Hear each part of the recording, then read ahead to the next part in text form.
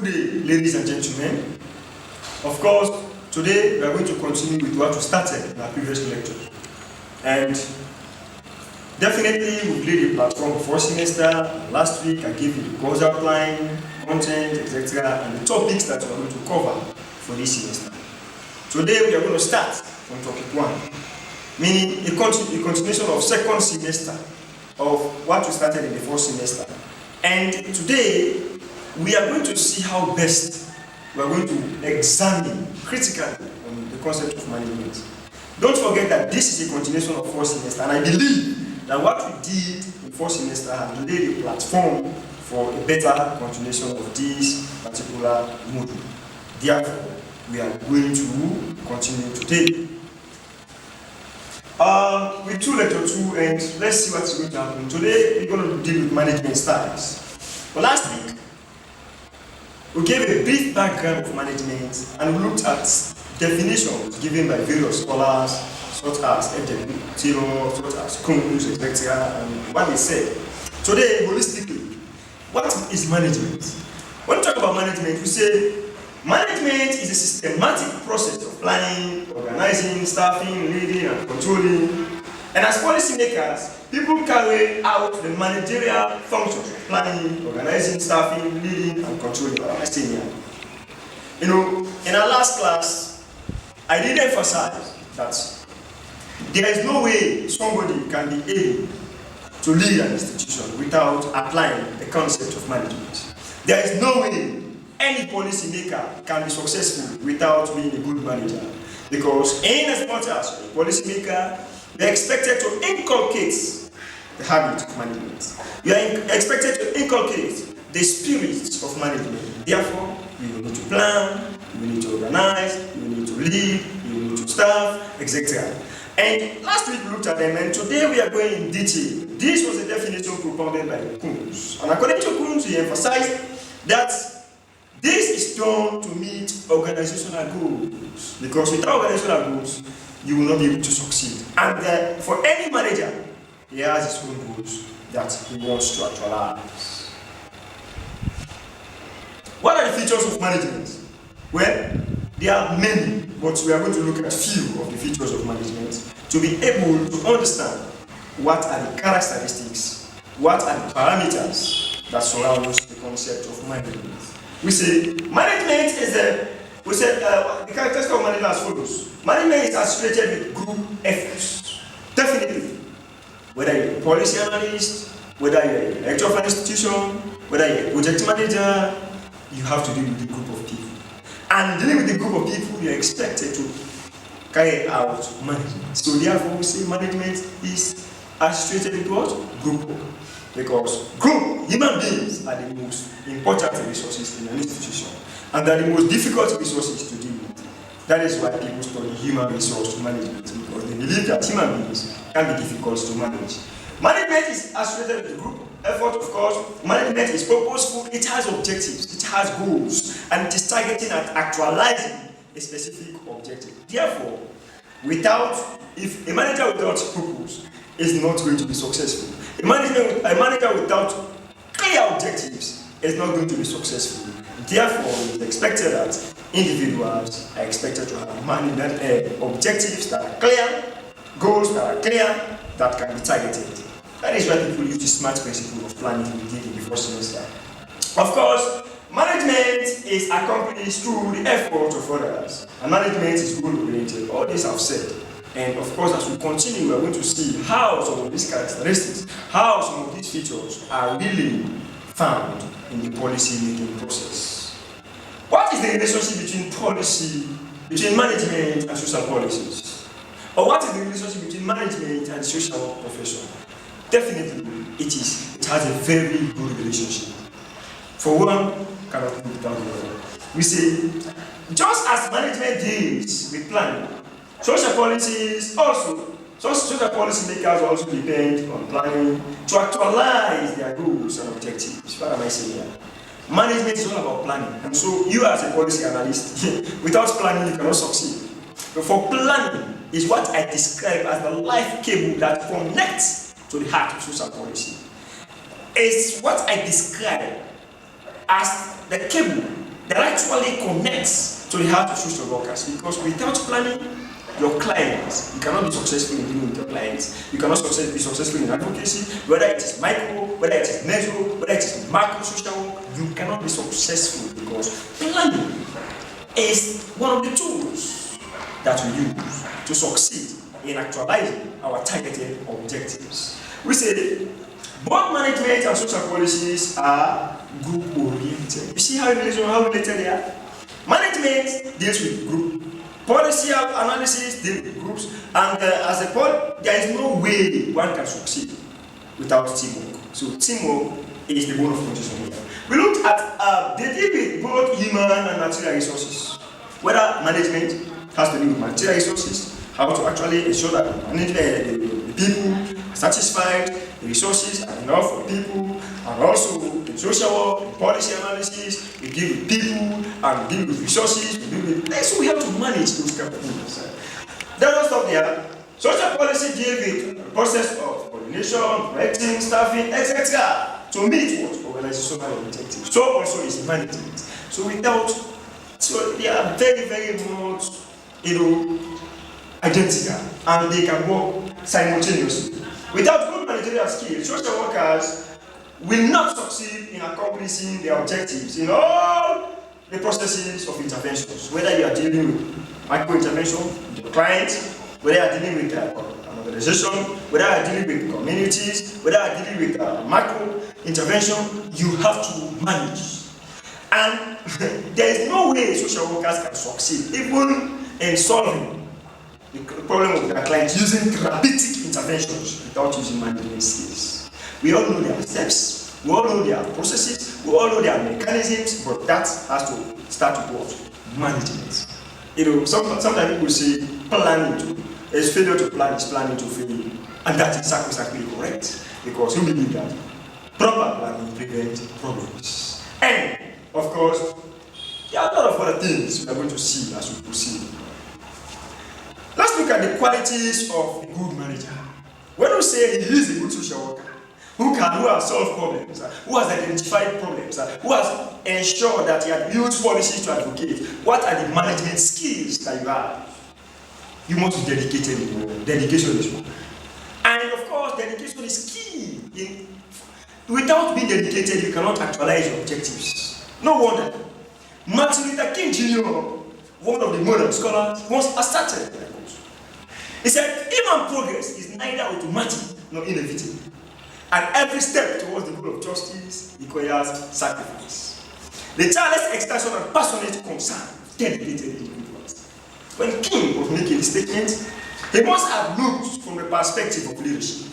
He must have viewed the concept of leadership and believed that one cannot succeed in anything he does, one cannot succeed in anything that individual embarks on without actually focusing on dedication, without being committed in actualizing that. Even in your studies, you must be committed if you want to pass the module. Even in a relationship, you must be committed. Without being committed, one party is going to be tired and definitely it is not going to work. So therefore, he said, human progress is neither automatic nor inevitable.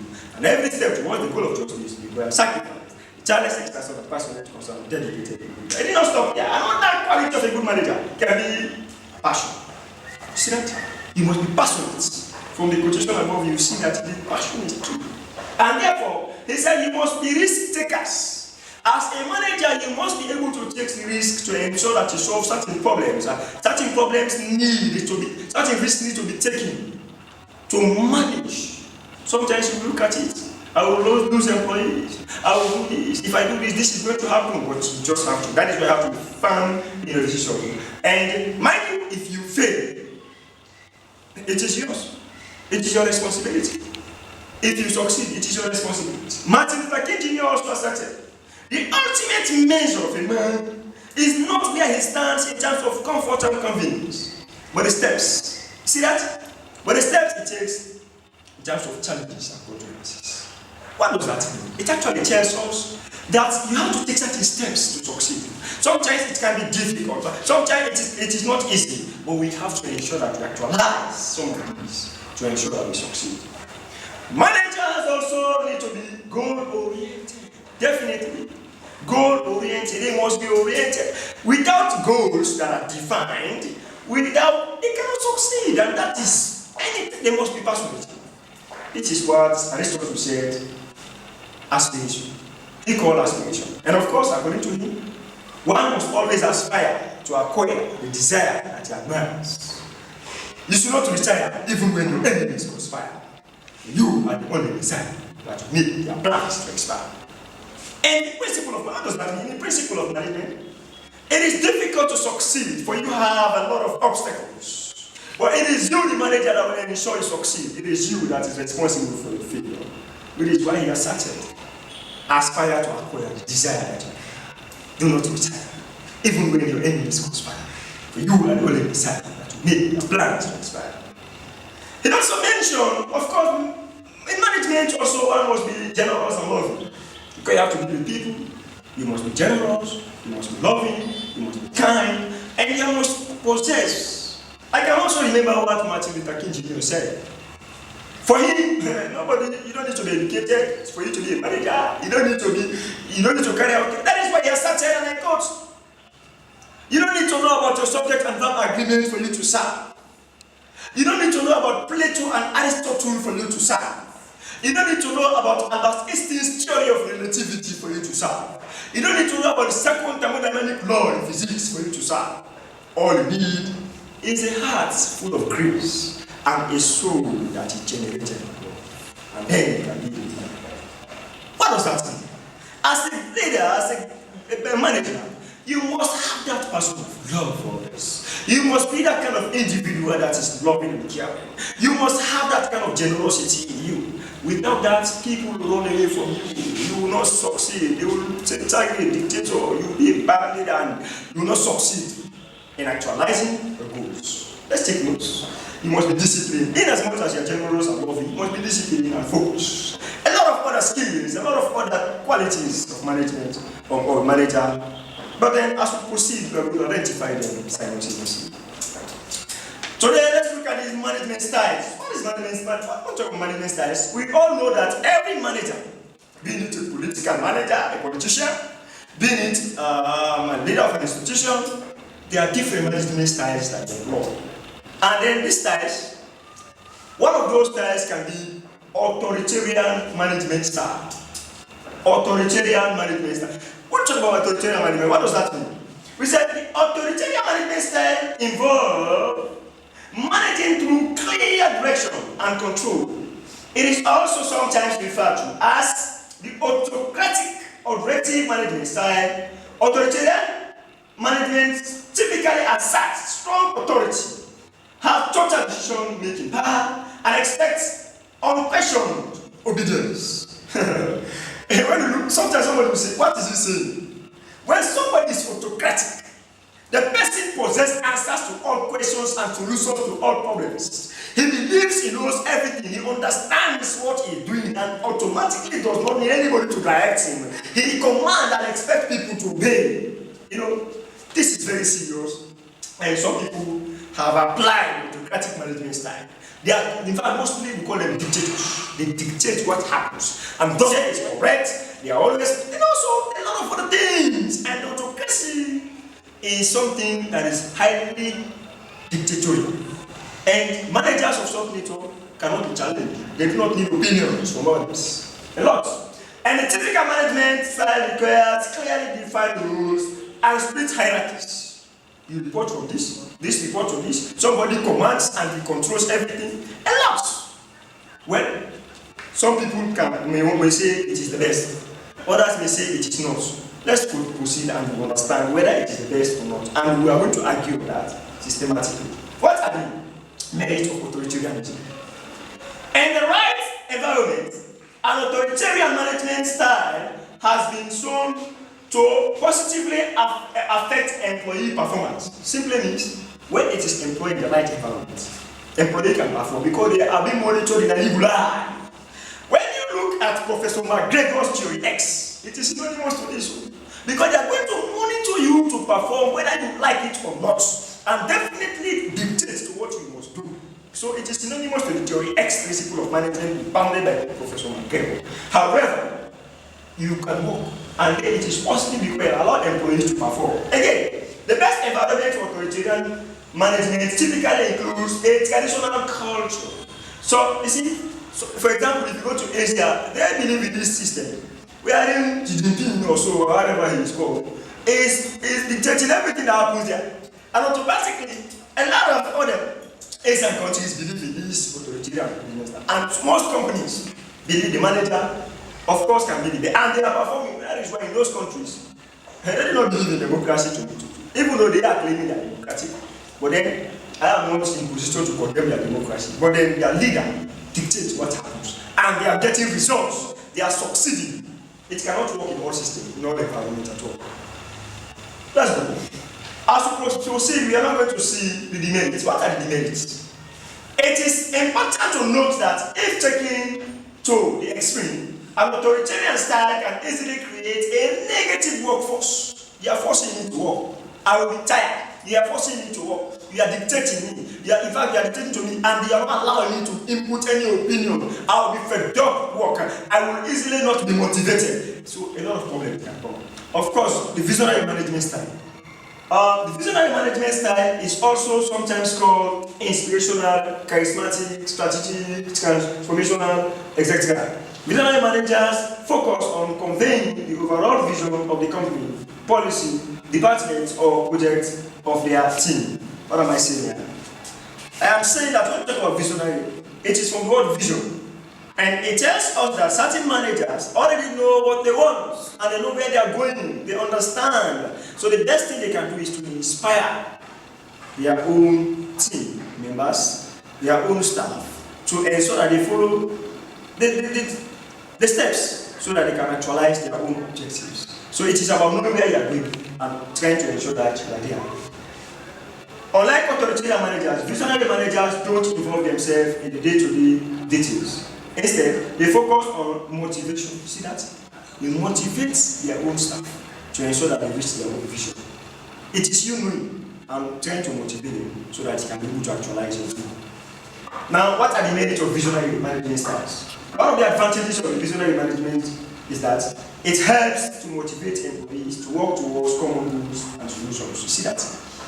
By you motivating them, the staff will now get vision, they will understand, and they will be able to work towards work solutions. Which is why most people prefer the visionary management style. It's like them serving as mentors, them being as coaches, them being people who can be able to lead others in the right direction.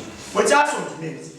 A disadvantage of visionary management style is that its lack of focus on the detail can lead to problems, especially if your team members are inexperienced or new. What am I saying here? Most people, if you, the manager, do not have a vision, there is a problem. And if the staff are not willing to follow that vision, there is another problem. And if they are new, they do not understand what the goals and objectives are, there can also be a problem. So, either way, the manager is bound to face a lot of issues and problems. For this reason, visionary management is typically better for experienced professional teams. See that? It is only good for people who are experienced, for managers who have been there, for managers who have practiced a lot, for staff who have worked. So, because they have the vision, they have the steps, they have the mechanisms on how to ensure that they succeed. Now, moving on, we have what a management style called transactional management style. Briefly, what is transactional management style? The transactional management style focuses on using positive rewards such as incentives, bonuses, etc. This is another form of. In fact, when I look at the transactional management style, I compare it to what Professor Hubbard called the hygiene motivational theory.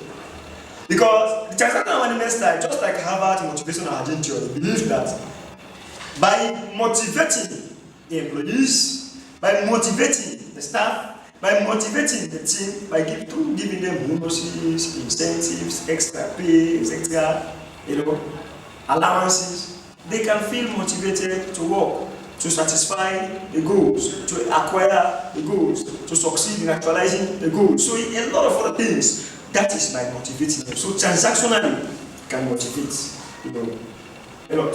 And transactional management style is founded on the belief that you can successfully manage and motivate employees through intrinsic rewards. By giving them rewards, definitely you can be able to succeed. What are the merits? Transactional management style, tends to be effective for such periods. See that? If you are working and you want to actualize goals within a short period of time, you can use this one. And it can be effective, very, very effective. For instance, if you need them to work overtime for a couple of weeks, you can finish the project within the expected time. See that? I want you to work for me for 2 weeks. I will pay you extra. And then by paying you extra, you can put more workforce, you can put more effort, and I get my results. You get your goal. I actualize my desire, and I succeed as a manager. You see, the merits. Studies that show intrinsic reward are less effective than intrinsic ones, particularly in the long run. In fact, they can negatively impact employee motivation if used too heavily or for too long. There are disadvantages with this system.